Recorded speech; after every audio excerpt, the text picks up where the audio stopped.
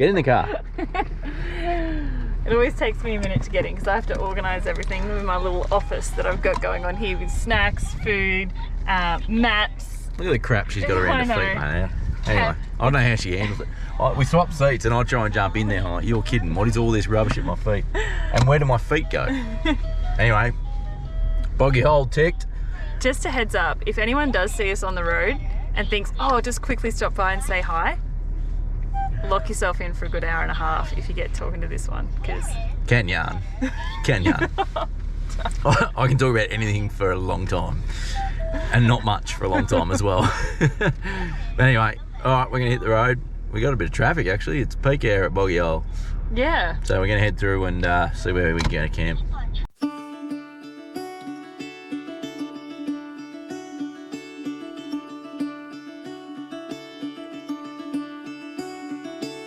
Caught behind Venetian blinds, out of reach for the city lights.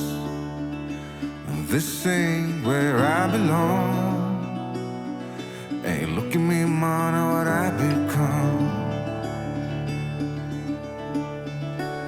I've been running east, looking for a sunset, digging deep since '99. What I thought was gone was sitting in my pocket in plain sight all along.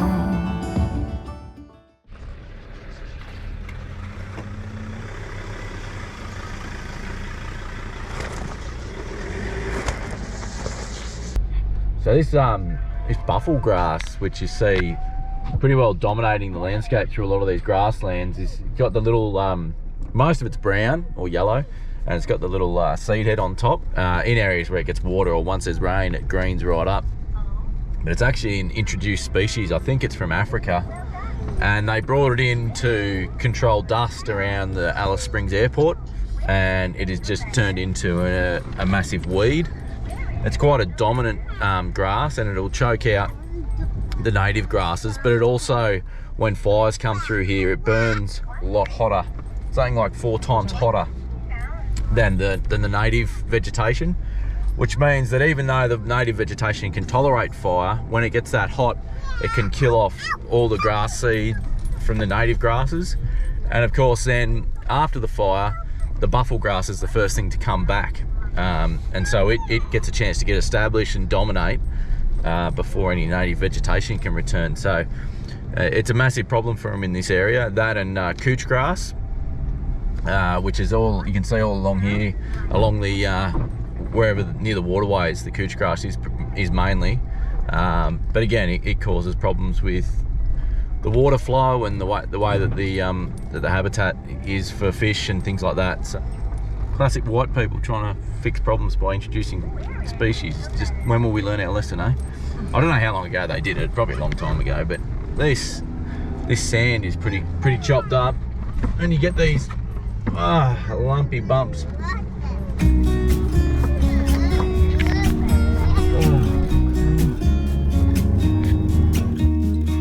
I've been feeling so small. Watch the clock ticking off the wall. But tonight I'm letting it go. Spend my coin for sure. I'm gonna be myself, or I could be someone else. No one's stopping me now. I'm gonna skip my breaks. I'm gonna make mistakes. I just wanna feel alive. It's just what I do when I'm out. So try not to hold me down. Feel alive when I'm in this town. Look at these beautiful stars. I wanna drive a faster car. Nothing can break me, no, nothing can break me. Try not to hold me down. Feel alive when I'm in this town. Look at these beautiful stars. I wanna take a trip to Mars. Nothing can break me, no, nothing can break me.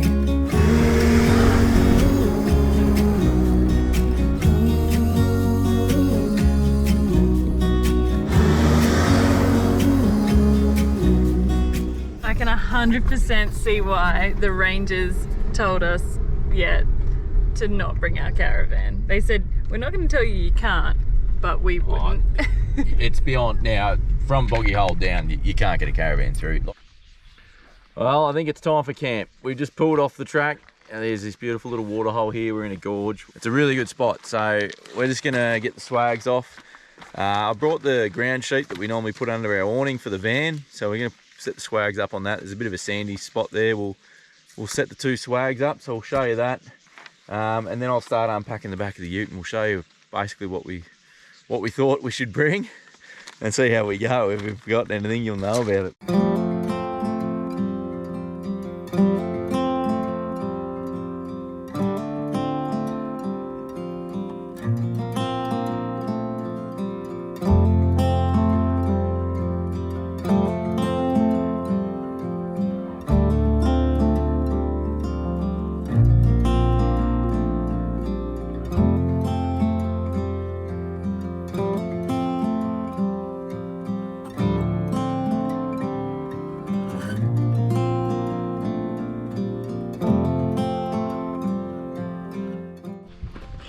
I can't believe we're lighting a fire tonight. This is so good. Look at our camp.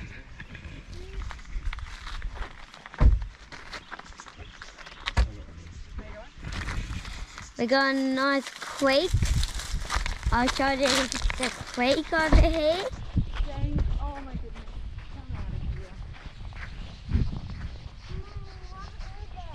This is our new lake. This is amazing. I'll just give you a quick run through of the gear we brought with us for this little outing, this little adventure. It was a bit, the last couple of days it has been a bit of a, oh, should we go, should we not, you know, how are we going to go? It seemed like a lot of hassle. Darned because we hadn't done it for so long, you know, like Liz sort of said earlier, we gotten pretty comfy in the van. But I think, yeah, definitely worth it. Like, the kids are frothing already. The idea of just going sort of, it's almost like the caravan's our home and this is our camping, you know. We used to live in a house and go camping in a camper trailer. Now we live in a caravan and we go camping in swags. We've got the Weber out of the van. I put one of the gas bottles off the front of the van. Now our van only uses 4.5 kilo bottles, which is perfect for this sort of thing. There's plenty of gas and it saves carrying a big 9 kilo cylinder in the back of the car. I've got my camp oven in this bag, in one of these old firewood bags. I keep my camp oven in there. I brought the billy as well, so that's our main way of boiling water, and just, you know, for veggies or for cups of tea and coffee, or just dishes and things like that as well.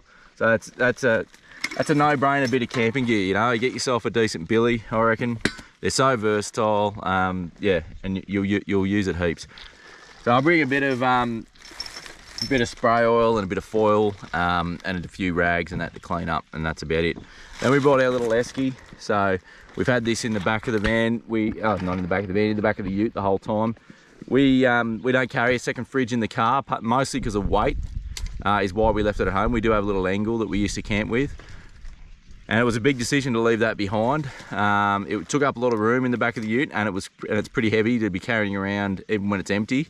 So it got cut, and we haven't missed it, to be honest. Even with this little trip we're doing here, we don't have a dual battery system in the Ranger either. Again, mainly because of weight, and also we just had to stop spending money at some point. The kids have got their 2 little chairs that we always have with us, and Liz and I got our chairs, so we fit them in as well. They're a pretty essential bit of camping gear, in my opinion. You've got to be comfortable. You end up spending most of your time sitting in your chair around the fire and things like that. And then as far as water goes, we brought 2 of these. These are our 20-litre jerrys that we carry on the front of the van normally. Having a jerry can just gives you a bit more flexibility with your water. We had one leak on the way here. I didn't have the lid on properly. So the idea of having 2 of them means that obviously if one does spring a leak and we lose the whole lot, we haven't lost all our water. It's not all in one container, which I'm a massive advocate for. I think if water's your number one survival thing, which it really is, I think having it all in one container is probably a little bit risky. And we've been using them with the van. If you've seen our previous episodes, you know, we use them if we're camped up out of town for a while. we're going to town for a day trip, we can always grab some extra water to bring them back, and we can fill our caravan tanks using the jerry cans. So it's only 40 litres at a time, but it's enough to keep us going. And then I brought the shovel. Now the shovel is leaning up against a tree there. That's my old faithful shovel I had from when I was a landscape apprentice many years ago. It was my first ever shovel, actually. Anyway, that's a story that could be told another time. It's a very special shovel. Recovery device, obviously bogged in sand, mud, things like that. Having a shovel to be able to clear the tyres. You might have seen us use it when we were up at the West McDonnell Ranges when we got bogged in the river sand. It's a perfect tool. I mean, you can use max tracks and other things, but it's just way easier if you've got a decent shovel. I use it around the fire heaps. We use it for shifting logs in the fire, getting coals out of the fire for cooking, everything like that. It's just a really useful tool around the fire. And obviously number 3 is when you're doing your number 2s. You need to use the bush toilet. Dig yourself a bloody hole. Don't be one of these filthy grubs that just does your business on the wherever you want and just leave it. Dig yourself a decent hole, bury it in the ground, and even better is if you can burn your toilet paper as well, because it breaks down much faster and it stops animals and that digging it up and making a mess. So get yourself a decent shovel. The next thing to consider, I guess, when you're out here is, especially we're quite remote here, it doesn't feel like it, I guess, in a way, because it's quite busy this time of year. There's a lot of people going through, but you know, a guy did die out here last year, got stuck out here, no one came through and he ran out of water. So absolutely tragic that can happen, but it really pays to think about. It's easy to get, I guess, complacent when it comes to safety and things like that, and realizing how remote you are at all times. So obviously I've got the UHF. We've got a decent aerial on the UHF, so we can get pretty good range with that, and you've always got repeater stations and things if you need them. So that'd be my first, I guess, point of call if I was going to put out a distress. But then on top of that, we carry a full first aid kit, and that stays in the vehicle all the time. I don't carry the first aid kit in the caravan. We got band-aids and a few basics, but our main first aid kit always stays in the car. I've got a snake bite kit there as well as part of that, and we carry a PLB, which is basically when it all goes to absolute crap. It's your last resort, life and death. That's what you'd set off. So it lives here in the car. So you might have seen it in the videos as we're driving around, what this thing here is. So this is our PLB, or personal locator beacon. So it's basically like an EPIRB, if you've heard of them. It sets off a signal to satellite. It's a satellite device. So it sets off a signal, an emergency signal, sends it out to the appropriate authorities, and basically lets them know you're in a fair bit of strife. Depending on where you are in the country, it might take them a little while to get to you, but at least they know where you are. And then it's important to set it off and then stay in your vehicle so you're easy to find. But it is only a life and death device, and it is only to preserve human life. If they come to get you, they will not take your vehicle or any of your belongings. They're just there to get you and your family, or whoever is traveling with you that needs to be evacuated, and get you out of there. That's their only objective. Yeah, they're a really handy device. They cost about $300. They last 10 years. So if you're doing even a little bit of remote travel, like, I don't think that remote's just outback. We bought this because we travel and we're camping up in places like Mount Kosciuszko National Park behind Canberra. And some of those campgrounds had no phone service, and the nearest phone service, was over half an hour drive away. So that's basically what we've got set up for the trip. It all fits in the tub of the ute, like I said, apart from the swags, obviously, and Liz's chair, which had to sit on top because she bought this bloody behemoth of a chair. Oh my gosh, it's so good. What have you been doing? What have you been doing? We're going for a swim, mister. You're going to have to go for a swim and get clean, mate. It's cold in there. It's cold in there, is it? I bet it's cold in there. Other things that we pack are these Tupperware containers that fold up and down. That's going to be our sink to wash the dishes. I've got a sharp knife wrapped in my Enyo so that it doesn't bounce around and destroy everything. Some cutlery that I chucked in there. This is the tea towel with the steak knives in it. And then we've just packed the kids' plastic plates. That's the eggs and the fruit. And yeah, in here's like wraps, snacks, our Yeti mugs. They're amazing, love them. Oil, salt, pepper. Super simple. And then yeah, we use the Enviro bags as well for suitcases because they're easy to chuck in. They separate nicely. They're just convenient. We have them. We don't need to carry suitcases for anything else. Like, we just use what you've got. And that is pretty much it. Oh, the other thing we always bring is bin bags, because you produce rubbish. Like, you have cans, you have little bits of leftovers, and yeah, rubbish on the side of the roads is my #1 pet hate.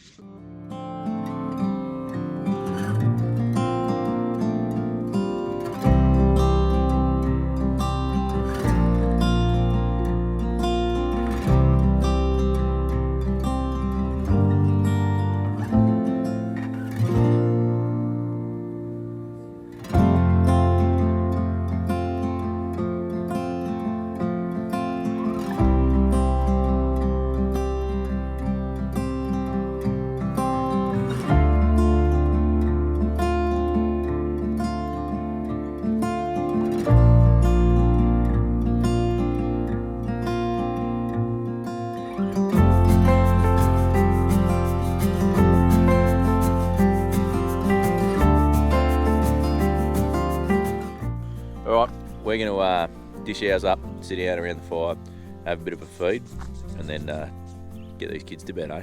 Righto, see you guys soon.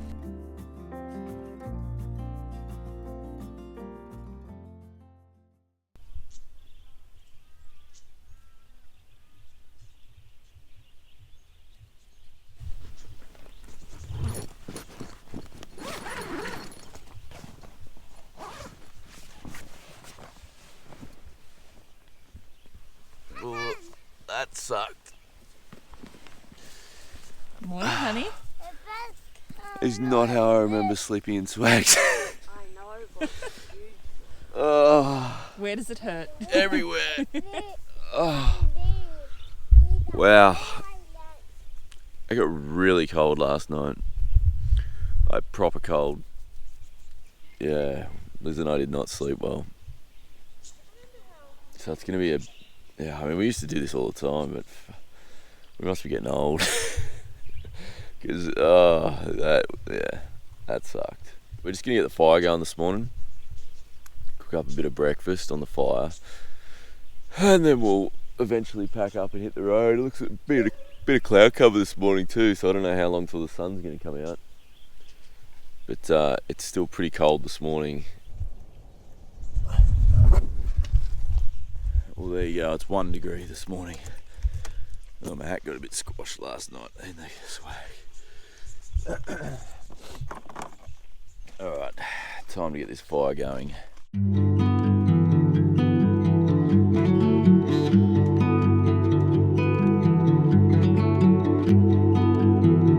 I did a pretty terrible job of filming breakfast cooking, but it was just bacon and eggs, so I'm sure you all know how to cook that. What have you got, darling? Oh, what have I got? A face that looks like I haven't slept. I've got coffee. Billy coffee. So Simon made this for me because he loves me and wants me to be happy. So easy camping coffee is just the old Robert Tim's coffee bag. It's not the best coffee in the world, certainly not the worst coffee in the world, but it's quick and it's easy when you're camping. But I'll be keen to get back to the caravan for I think the mattress more than anything. But then close second will be the coffee machine. Fresh milk is really hard to come by, and it's a bit of annoying to carry in the esky. Now, lots of people carry long life milk, but that's weighty. You've still got the weight issues with that. So we carry powder milk, and this has just got 2 teaspoons of powdered milk. Oh my gosh, I can see myself on the screen. It's horrible. This has just got powdered milk in it, and that horrifies me. The idea of drinking powdered milk in coffee, that's horrific. That's like doomsday prepping, right? In instant coffee, it's not that bad. And I have tried it with an espresso machine when we were in the Flinders, and it wasn't as bad as I thought it would be. Not great, but not as bad as I thought it would be. It doesn't taste, I don't reckon it tastes that tastes much any different to long life To milk. long life milk. Yeah, I think it tastes pretty similar. You'd be, I reckon, side by side, you'd be hard pressed to pick the difference. If you didn't tell me, I wouldn't have been able to pick it. The kids certainly don't notice when we use it for their wheat bix, so that we can save the fresh milk for our coffee. And We've gotten away with that a few times, and in the porridge and stuff we make, you never can't know. even tell the difference. James just came up to me and said, "Dad, are we in our dreams?" I think, is that what you said? Yeah, as in, are we living our dream? I think he's saying. Are we living the dream, James? Yeah. Do you love this? Yeah. Oh, that's just made it all worth it, eh? That's awesome.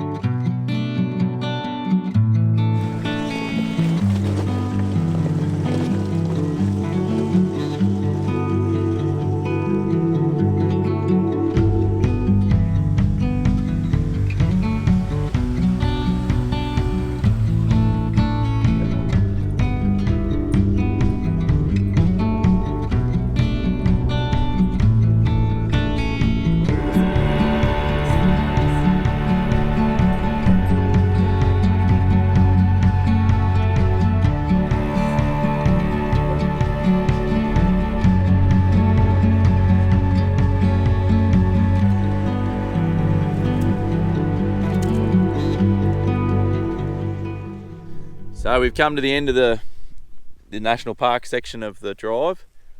I think. This is on this side, but not on the other side. Yeah.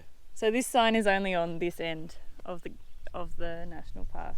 It says trailer's not suitable. I think if you're confident towing and you had a, like I said, a camper trailer or something like that, you'd be fine. But yeah, it does say here, do you have high clearance, all-wheel drive, vehicles are not suitable, recovery gear, food and water, it is remote, all that sort of stuff. So yeah, so that brings us to the end of the Finke Gorge National Park section of the track, but it's far from over. It's still a fair hike from here back to the main road.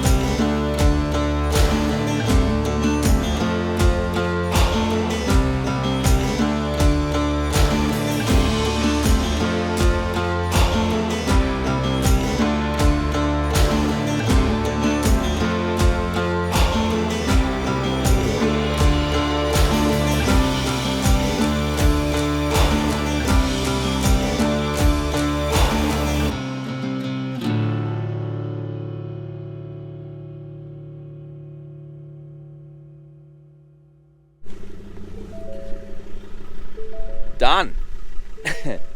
We made it to Ernest Giles Rd, which is the main gravel road running east-west between the Stewart Highway and I think it's called Lassiter Drive or something like that, that runs up to Kings Canyon. So we got about, I'm pretty sure it's about 50k dirt this way. It's pretty good gravel. And then, as I said, then about 90, 100 k's of sealed road. So if you're coming from, a lot of people come into this track from up here, which is, that goes towards the Stewart Highway. So if you're coming from up there, it would be a little bit tricky to find your way through some of those tracks just to get up to the main Boggy Hole track. The road is signposted to Tempe Downs. Probably be a good idea to have some sort of GPS mapping or something like that so you know where you are, because there are a lot of just station tracks and random tracks that take off in all different directions, and it would be pretty easy to lose your way. We did pass a couple of people that had taken a few wrong turns, so going north to south the way we did, it's pretty easy to navigate, but I think going the other way would be a little bit trickier. So that was the Boggy Hole running waters track that runs from Hermansburg down here to Ernest Giles Drive. That was an unreal drive. I think if you're up this way and you got a 4-wheel drive, this is an absolutely awesome little drive to do. I'd take 2 days to do it like we did, stay somewhere along the way. It's an absolutely beautiful spot to camp. It was dead quiet last night. It was a bit fresh this time of year, a bit chilly. We are here in June though, so obviously your spring and your autumn wouldn't be as bad at night, but it would probably be warmer during the day, so there's your trade-off. But anyway, absolutely fantastic little trip that was. We're going to punch out this bit of gravel now and up into Kings Canyon, but I hope you enjoyed our little trip through the Boggy Hole running waters and the Finke Gorge National Park. That'll wrap up this episode, so if you enjoyed this one, please give us a like. It really helps us out and recommends our videos to more people and helps us grow our channel, which is something we're really trying to do. And if you want to see the rest of our adventures this year and moving forward, then click that subscribe button and give us some love. We'll see you in the next one where we tackle Kings Canyon and then get back to the caravan. Alright guys, thanks for watching and we'll see you soon. Catch up.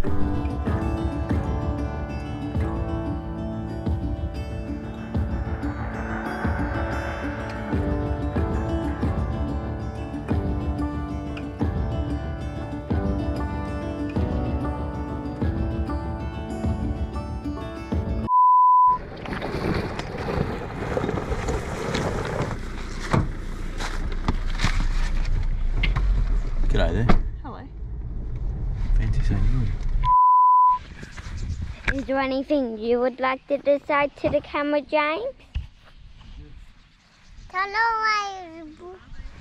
my home. Whoa. That's a big one. You look fresh as a daisy. You do not look like you haven't slept. I washed my face in the magic water. What did you just do? This is the look of your husband's face when you open the door into a sandbank. So you're right to get out there? She, yeah, opens the door, bang, door straight into a sandbank.